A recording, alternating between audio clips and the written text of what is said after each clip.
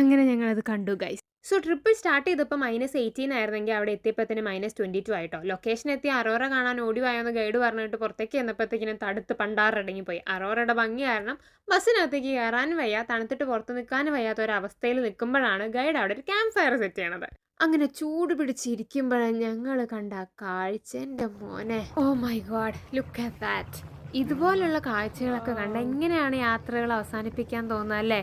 ഇനി കുറച്ച് ഫോട്ടോസും വീഡിയോസൊക്കെ കണ്ടാലോ? Let's go. And I was running far away. Would I run off the world someday? Nobody knows, nobody knows. And I was dancing in the rain. I felt alive and I